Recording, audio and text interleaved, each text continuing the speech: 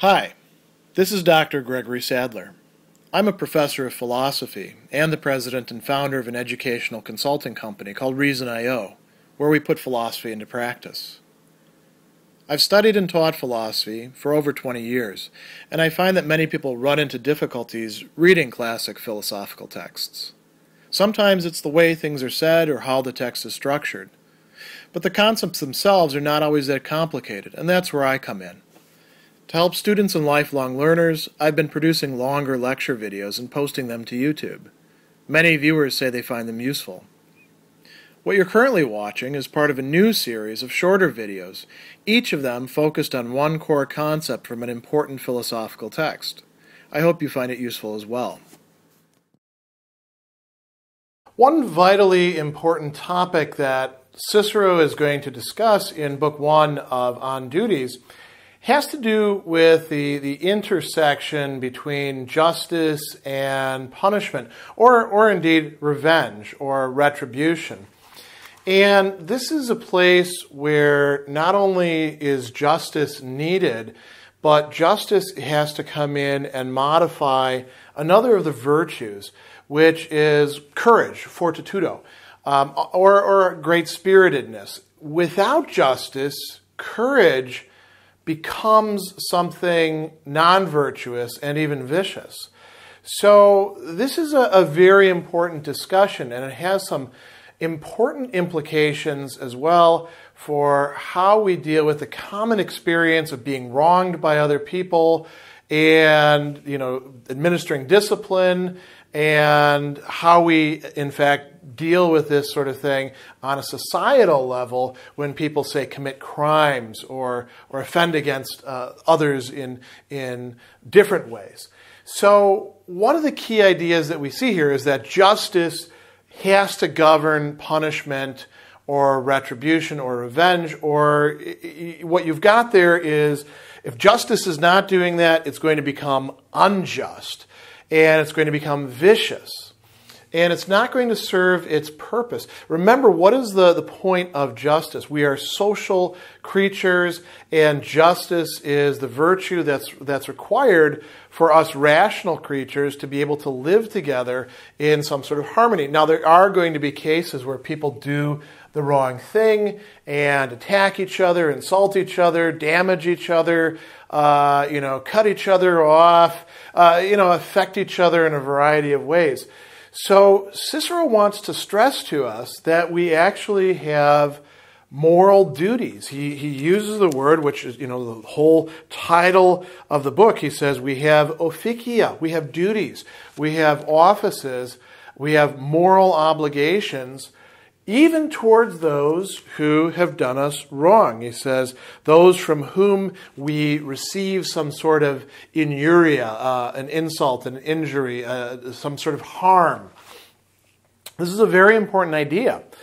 They don't cease to be human. They don't cease to be our neighbors, our friends, our classmates, whatever it is that we want to say, just because they wrong us. A lot of people, they have a sort of attitude of, well, as soon as you affect me, I get to do whatever I want to do to you. Or they may, in fact, even think that's what I should do in order to show myself as being strong, so nobody will take advantage of me. And then there could be some situations where that actually does make sense. But Cicero is saying, look, that doesn't make sense.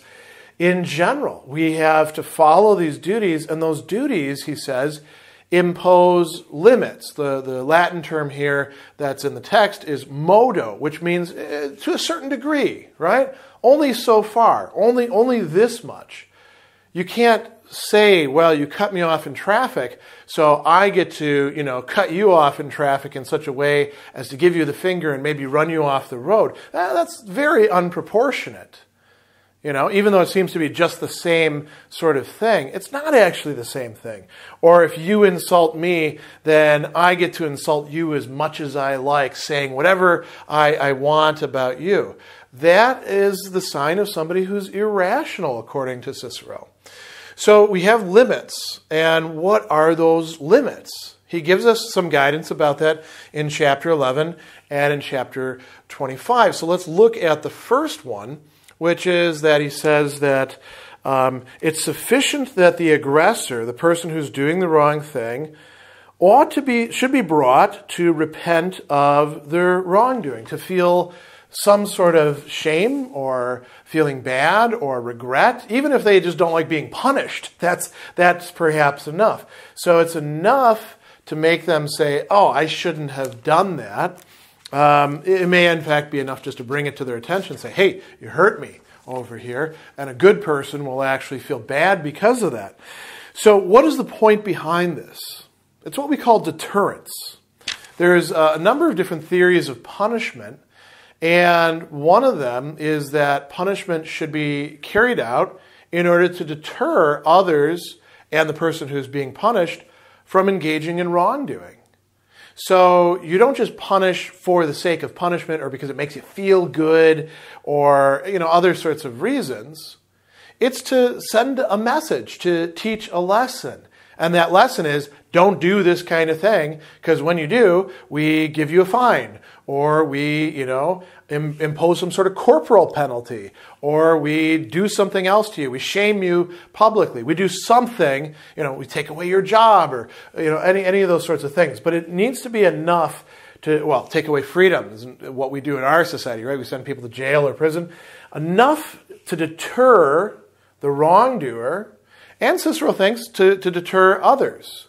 So perhaps in some cases you would administer a severe punishment because you need to send a message at that point in time that, listen, this is not going to be allowed. We might think of cases where law and order has broken down and you need to impose something very quickly. But those are extraordinary cases. Those are not the norm.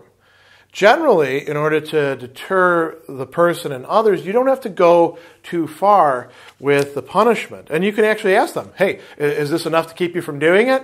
And if they say, no, I'm still going to do it, well, then maybe you punish them some more. But if they, you think that they're being honest and they say, yeah, I've learned my lesson, don't go on and punish them more. And we might apply this not only to civil, penalties within society, but we might think about public opinion. We might think about personal relationships. And, when we impose, say, the silent treatment on somebody, we're punishing them. And we could say, well, how far should we impose it? Well, until they've learned their lesson and they're going to knock off doing whatever it is that they were doing that was wrong. So this is one important aspect, this deterrence. What else does he tell us? Well, here we have to jump ahead to chapter 25. He says, we need to take care that punishment, the penalty that we're imposing, the poena, is proportioned to the wrongdoing, the culpa, what it is that the person has done. It has to be proportionate to it. He says, we need to make sure that the penalty is not greater than what it is that the wrongdoing requires. Why not? Well, because he says the Aristotelians, the Peripatetics, have got it right. Punishment is really finding the right middle ground, the means, what actually equalizes things, what sets them right. And if we go beyond that, we're not doing justice, we're not restoring justice, we're actually creating injustice. So if our desire for retribution or vengeance draws us into going too far, we are making a fundamental mistake. And in place of creating justice or reenacting justice, we create more injustice, which may provoke the person involved, rightly so, to saying, well, it's all going to be injustice. That might undo the deterrence part. We also want to think about fairness. And so Cicero here talks about consistency. If we're going to punish one person for an offense, we need to punish other people for that same offense. And if we're not going to punish these other people, then we probably shouldn't punish this person over here. We shouldn't single them out.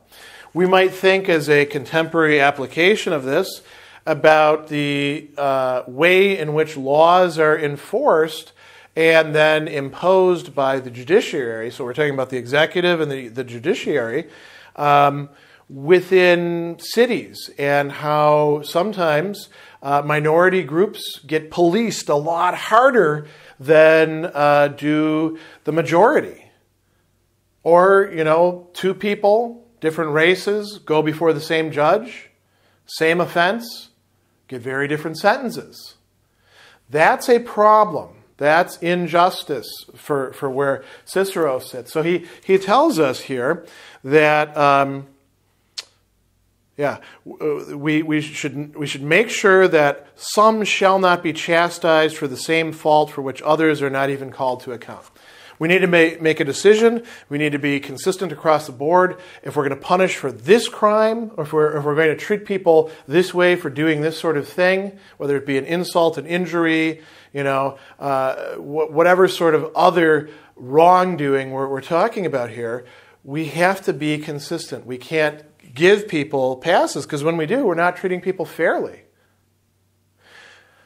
The other thing that he says here that I think is very, very important to understand, not just from a Stoic perspective, but also from Cicero's own perspective, is that we have to avoid a particular passion or emotion. And that emotion is the one particularly associated with at least retribution, vengeance, we might even say punishment, and that is anger. In Latin, ira. When we talk about somebody having ire or being irascible, that's the emotion that we're talking about. And he says, listen, if you are punishing while you're angry, it's going to be very difficult to follow any of these guidelines, because anger tends to make you want to go further. So you may impose, too much for the crime. Or you may punish one person and not punish the other person, depending on how you feel. Or you may forget about the idea that you're just trying to deter the person, you're not trying to destroy them or make them suffer even more. You don't want it to turn into cruelty. So he says that if anyone proceeds in a passion to inflict punishment, he's never going to observe the mean condition that the Peripatetics talk about. He says the Aristotelians or Peripatetics also get something wrong.